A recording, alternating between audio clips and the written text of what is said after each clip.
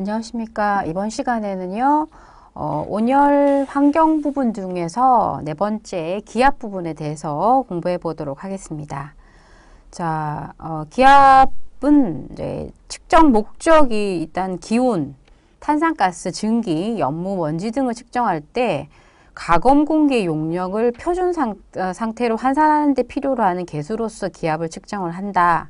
그러니까 나머지 어떤 기온이나 탄산가스, 증기 뭐 여러 가지 것들을 측정을 할 때 이제 필요로 하는 어떤 하나의 수치로서 기압을 이용한다 쉽게 얘기하면 이제 그런 내용들이고요. 그래서 뭐 측정 기구들이 수온 기압계라든가 아네로이드 기압계 같은 것들을 이용을 한다 이렇게 되어 있고, 그 다음에 이제 그 다섯 번째가 일광이에요. 일광은 이제 우리가 보통 빛을 얘기를 하는데, 햇빛을 얘기를 하는데, 햇볕은 잘 아시겠지만 가시광선을 중간으로 본다면 가시광선이 빨주노초 파남보로 되어 있죠. 빨간 색깔 바깥쪽이 적외선이고요. 빨주노초 파남보 보라 색깔 바깥쪽이 자외선이에요. 그러니까 그렇게 볼 수가 있고, 그 중에서 이제 가시광선 보라색 바깥쪽에 있는 자외선을 먼저 이제 보도록 할게요. 그래서 자외선 같은 경우에는 범위가 파장이 보통 2000에서 4000 옹스트롱 정도가 된다. 뭐 나노미터로 바꾸면 200에서 400 나노미터 정도가 되는 거죠.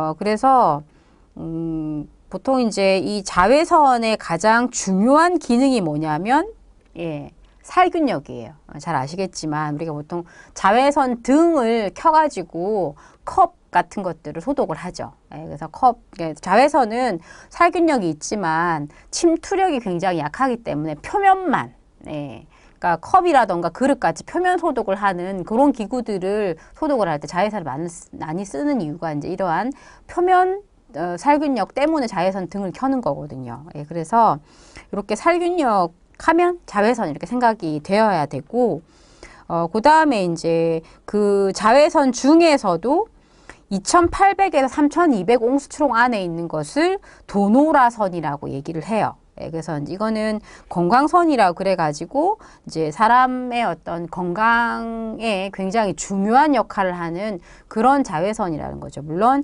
자외선은 대체적으로 뭐 피부의 홍반이라던가 색소 침착이라던가 뭐 심한 경우에는 피부암까지 유발할 수 있다. 이렇게 이제 알려져 있긴 합니다만, 그러한 나쁜 작용들 이외에 이제 자외선이 또 우리의 바이타민 D를 형성하게 한다든지, 뭐 그루병을 예방한다든지, 또는 적혈구 생성을 촉진한다거나 살균작용을 한다거나 하는 여러 가지 좋은 점들을 갖고 있거든요. 그러한 좋은 점들을 나타내는 그러한 그 파장이 2800에서 3200 옹스트롱이고, 그것을 도노라선이라고 한다. 그래서 이 도노라선을 묻는 문제가 2008년도에 기출이 했었고요. 그 다음에 그 살균력이 강한 그 선이라는 그 부분에다가 하나 이제 필기를 하시는데요. 그 살균력이 가장 강한 그 파장은 2600 옹스트롱이에요. 그래서 2600 옹스트롱이 살균력이 가장 강하다라고 하나 써두세요. 이것도 기출이 됐던 적이 있거든요. 자, 그 다음에 이제 그 앞에서 제가 말씀드린 대로 자외선이 이제 여러 가지 그 장애 작용을 하기도 하고, 또 긍정적인, 그러니까 단점과 장점을 모두 갖고 있는, 그래서 자외선 차단제를 너무 꼼꼼히 바르는 것도 사실은 문제가 됩니다. 그래서 한여름에 너무 이제 자외선이 많을 때, 이럴 때는 물론 자외선 차단제를 특히 얼굴에는 아주 꼼꼼히 발라야 합니다만, 그런 한여름을 제외하고 겨울이라든가 봄, 가을 같은 경우에는 이제 그 손이라든가 팔, 다리 정도에는 자외선을 쬐야지만이 금방 앞에서 말씀드린 바이타민 D라든가 적혈구 생성을 촉진한다거나 이런 여러 가지 이제 효과들이 있고, 특히나 성장기 아이들 같은 경우에 햇볕을 제대로 쬐지 않았을 때 뼈가 휘는 구루병에 걸리게 되면 이게 평생 가는 경우가 많이 있어요. 그래서 몽골 같은 경우에는 굉장히 날씨도 좋고 햇볕 그 양이 많지만 겨울에 너무 추워서 아이들이 밖에 나갈 수가 없기 때문에 실내에만 있다 보니까 몽골에 있는 아이들이 구루병에 많이 걸려요. 그래서 구루병 치료를 어렸을 때, 뭐 서너 살 때 해주지 않으면 평생 동안 휜 다리나 이렇게 휘어져 있는 어떤 그런 형태로 해서 구루병에 걸려서 평생을 살아야 하거든요. 그래서 특히 성장기 아이들 같은 경우에는 햇볕을 쬐이는 것이 꼭 필요하다. 이렇게 볼 수가 있겠고요. 장애 작용으로는 이제 피부 홍반, 색소 침착, 피부 박리, 결막염, 피부암, 백내장 이런 것들을 발생할 수가 있죠. 그래서 너무 강한 햇볕에 나갈 때는 선글라스도 함께 착용을 하시고요. 그래서 특히 여자분들 같은 경우에 눈 주변에 또 이제 여러 가지 뭐 이렇게 피부에 반점들이나 색소 침착들이 생길 수가 있기 때문에 이제 좀 큰 라지 사이즈의 큰 알이 큰 그런 선글라스를 끼고 이제 이렇게 운전이라던가 이런 것들을 하시는 것이 좋겠어요. 그래서 특히나 이제 그 자외선의 장애 작용에 대한 문제들이 2008년, 10년, 13년 계속해서 기출이 되고 있거든요. 그래서 그 부분은 반드시 암기를 하시는 것이 좋겠습니다. 이제 그 다음에 나오는 게 가시광선이에요. 그러니까 우리가 우리 눈으로 볼 수 있는 부분들, 그 부분이 가시광선이고 보통 명암을 구분할 수 있는 파장을 가시광선이라고 얘기를 하죠. 그래서 보통 4,000에서 7,000 옹스트롱 정도가 가시광선에 해당이 되고요. 그 다음에 이제 너무 그 조도가 낮은 경우, 그러니까 어두운 데에서 이제 어떤 그 작업을 하는 경우에는 안구 진탄증이라던가 안정피로, 시력 저하, 작업 능률 등이 오를 수가 있죠. 사실 요즘은 또 LED 등을 달아서 너무 밝은 상태로 또 작업을 하거나 공부를 하면 또 눈에 또 굉장히 피로가 빨리 오는 경우도 있긴 합니다만, 이제 낮은 조도로 인한 장애들이 이제 이런 것들이 있고요. 그 다음에 이제 적외선이 이제 가시광선 빨간색 바깥쪽을 얘기하는 거고 보통 7,800에서 3,000 옹스트롱 정도이고요. 적외선은 열선이에요. 그래서 한의원에 침 맞으러 가면 침을 꼽아 놓고 빨간 등을 켜주죠. 그럼 그 등을 이제 켜준 그 침을 맞은 부위에다 그 등을 켜주는데 그 부분이 따끈따끈해집니다. 그죠? 그래서 그거는 이제 적외선을 이용한 그 온열 효과를 보는 거예요. 그래서 이제 그 적외선이 열선이기 때문에 온실 효과를 유발하는 그런 특징들이 있고, 그 적외선의 장애로는 피부 온도가 상승이 되고 혈관 확장, 피부 홍반, 두통, 현기증, 열사병, 열경련, 백내장 같은 것들의 원인이 되기도 하죠. 그래서 이 적외선 장애를 묻는 문제가 2007년, 2013년 또 두 번 기출이 됐었어요. 그래서 자외선의 장애 작용하고 적외선의 장애 작용은 반드시 알고 계셔야 되겠고요. 이렇게 이제 일광을 전체적으로 다 봤는데, 또 일광에 관련된 것 중에 이제 파장의 길이를 묻는 문제가 간혹 이렇게 이제 출제가 되거든요. 지금 파장의 길이를 아까 범위를 제가 뭐 이제 자외선은 2,000에서 4,000, 가시광선 4,000에서 7,000, 뭐 적외선은 7,800에서 3,000 이렇게 옹스트롱에 말씀을 드렸는데, 일단은 파장이 가장 긴 거는 적외선, 그 다음이 가시광선, 자외선, 요런 순서예요. 그래서 그 순서를 옆에다가 파장의 길이라고 하나 쓰시고, 여기다 제가 하나 할까요? 파장의 길이라고 하나 쓰시고, 적외선, 그 다음에 가시광선, 그 다음에 자외선, 그 다음에 X선, 뭐 이렇게 할 수가 있어요. 그래서 적외선이 가장 파장이 길고, 그 다음에 가시광선, 자외선, X선 이런 순서로 파장을 묻는 문제가 간혹 기출이 되거든요. 그래서 그걸 정리해서 옆에다가 하나 써두시고요. 자, 그 다음에 이제 대기 환경 중에서 6번째가 기후예요. 그래서 기후는 기온, 기류, 기습을 모두 이제 합쳐서 기후라고 얘기를 하고, 기후의 이제 기후인자에는 기후의 3요소인 기온, 기류, 기습 이외에도 위도, 해발, 고도, 지형, 토질까지 이제 다 합쳐진 것이 기후인자입니다. 그래서 이러한 그 기후의 3요소 이외에도 위도, 해발, 고도, 지형, 토질 요것을 묻는 문제가, 그러니까 기후인자를 묻는 문제가 2013년도에 기출이 됐었어요. 그래서 이것도 암기를 하셔야 돼요. 그러니까 기후의 3요소는 기온, 기류, 기습, 그 이외에도 이 세 가지에다가 위도, 해발 고도, 지형 토지까지 합쳐서 기후인자라고 한다. 이 부분까지 암기를 하시고요. 그 다음에 이제 조도가 나오죠. 그래서 조도라고 하는 것은 단위 면적에 투사하는 광속의 밀도, 그러니까 빛이 얼마큼 들어와 있는가 하는 부분들이고, 아까 뭐 이제 조도가 낮은 경우에 뭐 안구 진탄증이라던가 안정 피로, 뭐 시력 저하, 작업 능률 같은 것이 저하된다라고 말씀을 드렸었고, 잘 아시겠지만 조도의 측정 단위는 룩스입니다. 룩스고, 그 다음에 측정하는 측정 기계들이 뭐 광전지 조도계라는 것이 있고, 그 다음에 이제 이 광전지 조도계 같은 경우에는 이제 그 여러 가지 이제 특징들과 그다음 단점들 뭐 이런 것들이 쭉 나와 있거든요. 그래서 이 조도 측정에 대한 부분들은 이제 한 번도 그 문제가 기출이 된 적이 없기 때문에 그냥 한번 쭉 읽어 보시면 될 것 같아요. 그래서 이제 요렇게 해가지고 이제 대기 환경에 대한 부분들, 앞쪽에 이제 대기 환경에 대한 부분들이 모두 끝이 났어요. 그러니까 대기 환경이 공기, 온열 환경, 온열 지수, 기압, 일광, 기후, 조도 이렇게 7가지라고 제가 말씀드렸었죠. 그 7가지가 이제 7가지를 구성한 대기 환경이 모두 끝이 났습니다. 그 다음이 나오는 것이 뭐냐면 대기 오염이에요. 대기 오염. 그래서 대기 오염 물질은 뒤에 말씀드리겠습니다만 여러 가지 것들이 있고, 일단은 이제 대기가 어떻게 생겼는가, 수직 구조를 한번 보시면 그 대기의 수직 구조가 맨 아래쪽이 대륙권, 그러니까 우리가 이제 흔히 이제 보는 가장 가까이에 있는 그걸 얘기를 하죠. 그러니까 하늘 부분들, 그 다음에 이제 그 대륙권에서 성층권, 그 다음에 중간권, 그 다음에 열권 이렇게 쭉 파트가 수직 구조로 이제 나눠져 있다는 거고, 아래쪽에 보시면 수직 구조가 대륙권, 성층권, 중간권, 열권이다.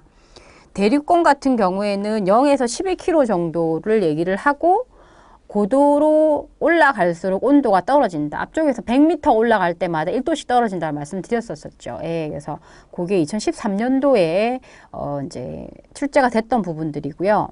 그 다음에 대륙권 위에가 성층권인데, 성층권의 오존층은 고도로 올라갈수록 온도가 올라간다. 거꾸로. 그러니까 대륙권과 틀리게 성층권 안에 있는 오존층 같은 경우에는 온도가 올라가죠.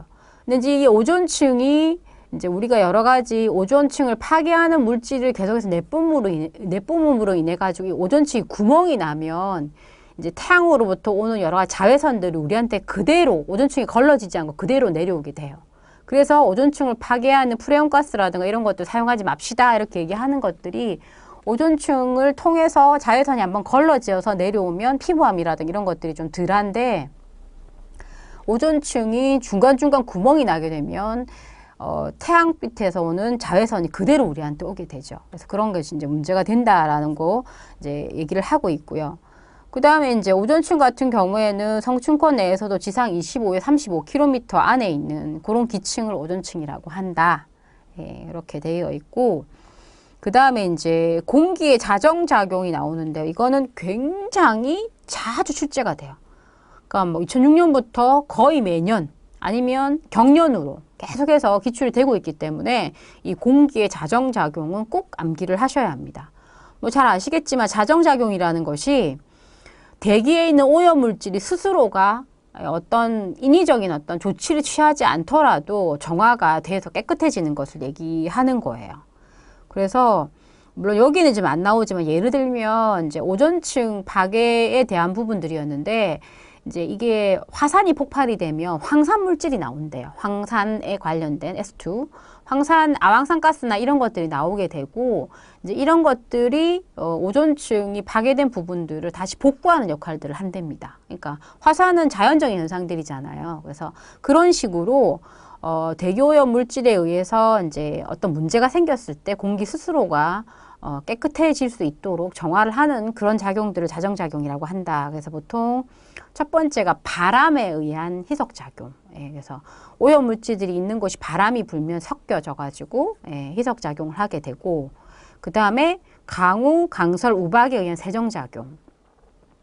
특히 도시 인근에서는 이제 비가 안 올 때는 굉장히 대기도 뿌옇고 주변에 먼지가 많다가 오염물질이 많다가 비가 오고 나면 훨씬 대기가 깨끗해진 느낌을 받을 수 있죠. 이제 그런 것들 얘기하는 거고, 그 다음에 산소, 오존, 과산화수소에 의한 산화작용. 예. 그 다음에 이제 식물의 CO2나 O2 교환에 의한 탄소 동화작용. 예. 그래서 식물을, 나무를 많이 심으면 이산화탄소는 빨아들이고 산소를 내뱉기 때문에 굉장히 공기가 깨끗해지는 걸 느낄 수가 있죠. 그 다음에 자외선에 의한 살균작용, 중력에 의한 침강작용. 근데 여기서 여과는 공기의 자정작용에 들어가지 않습니다. 그러니까 그 1, 2, 3, 4번 객관식 예 중에서 여과가 들어가서 공기의 자정작용이 아닌 것을 고르시오라는 문제가 굉장히 자주 출제가 되거든요. 그래서 여과는 공기의 자정작용과는 아무 관련이 없다.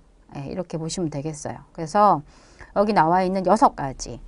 바람의 희석작용, 강우, 강설, 우박의 세정작용, 산소, 오존, 과산화수소의 산화작용, O2, CO2, 탄소 동화작용, 그 다음 자외선 살균작용, 중력에 의한 침강작용. 이렇게 6가지가 공기의 자정작용에 해당이 되고, 여과는 공기의 자정작용에 해당되지 않는다.